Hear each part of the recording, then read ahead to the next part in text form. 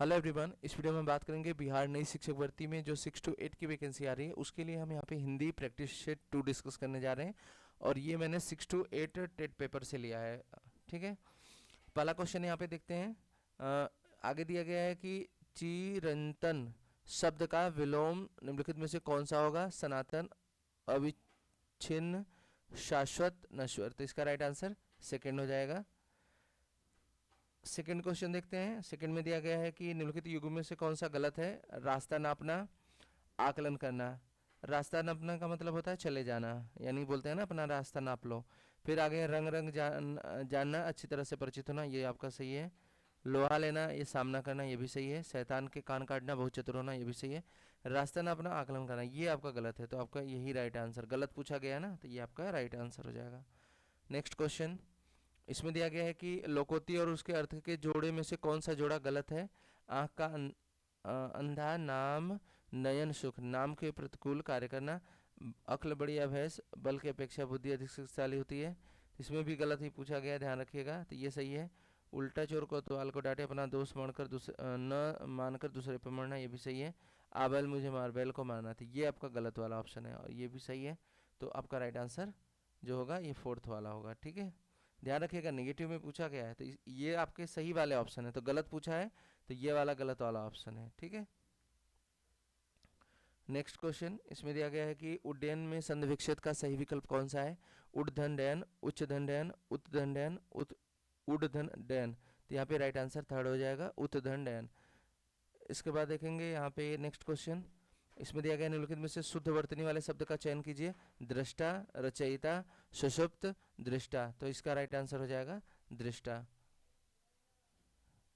फिर इसके बाद देखेंगे यहाँ पे दिया गया है कि चौराहा में कौन सा समास है? याद रखिएगा, जब भी कोई संख्यावाची शब्द होता है तो वहाँ पे कौन सा समास होता है? द्विगु समास होता है। ठीक, फिर इसके बाद यहाँ पे आगे देखेंगे,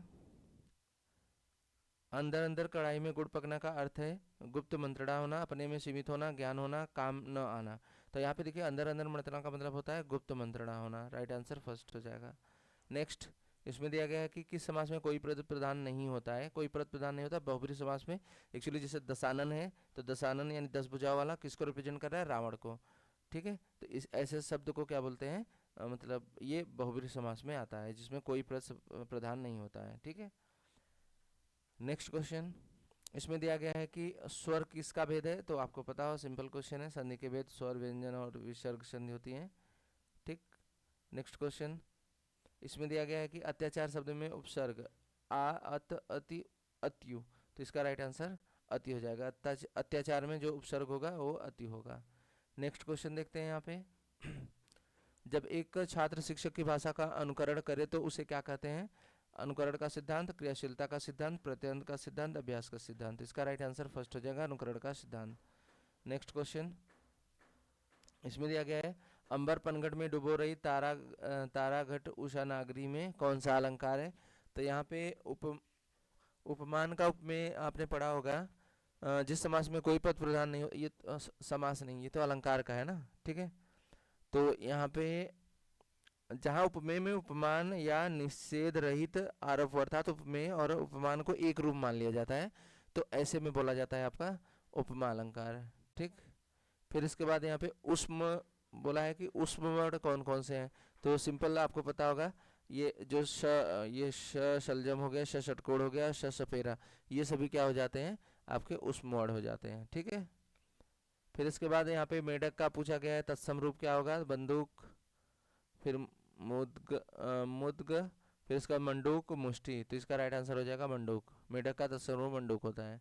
फिर इसके बाद यहाँ पे देखेंगे दिग्गज का संधि विच्छेद क्या होगा? दिग्गज, दिहधन गज, दिग्धन गज, दिग्धन अगज। तो यहाँ पे ये जो 45 राइट आंसर होगा आपका फर्स्ट हो जाएगा, दिग्धन गज। नेक्स्ट क्वेश्चन, इसमें दिया गया है गुप्त का विलोम क्या होगा? भुक्त, प्रकट, मुक्त, लिप्त। तो गुप्त क्या होता है? छिपा हुआ। तो विलोम क्या होगा? प्रकट, यानी कि दिखाई देता हुआ।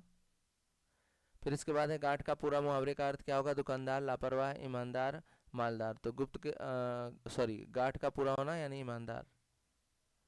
फिर इसके बाद है यहाँ पे लक्ष्य का अनेकार्थक शब्द क्या होगा, नाम, बल, गति, चाल, निशाना, उद्देश्य, सही, गलत। तो लक्ष्य का मतलब निशाना होता है और उद्देश्य भी होता है, तो राइट आंसर थर्ड हो जाएगा। नेक्स्ट क्वेश्चन, सुधा का अनेकार्थक शब्द क्या है, अमृत, पानी, प्राण, प्रियतम, बादल, बिजली, सेना, शक्ति।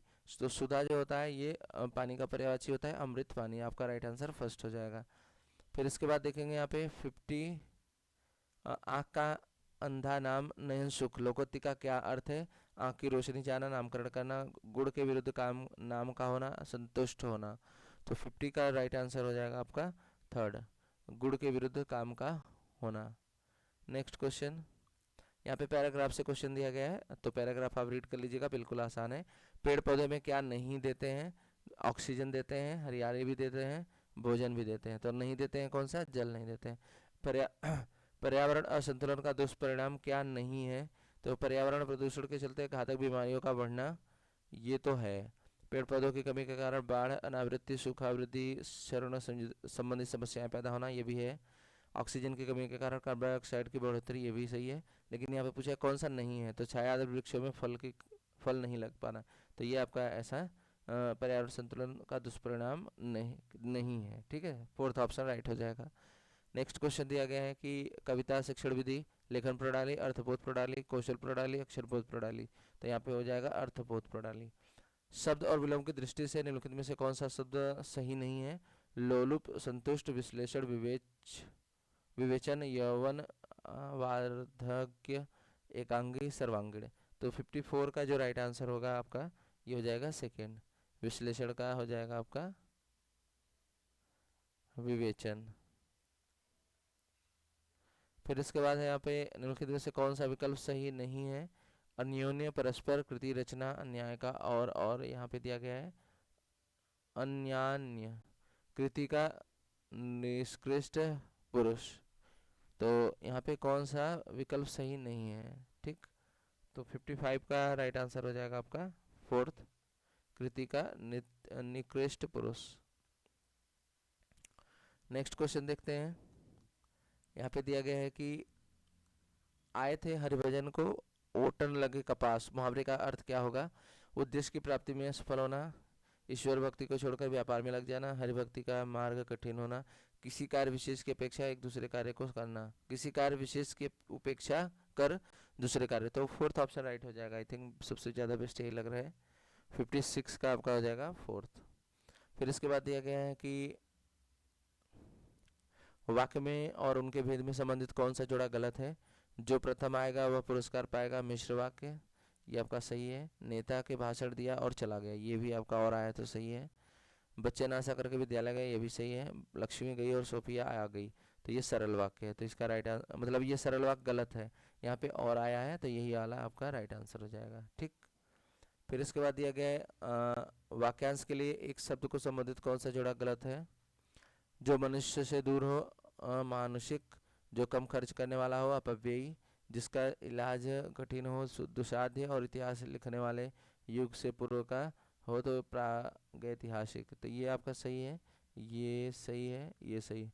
आपका सेकेंड वाला रॉन्ग है, ठीक।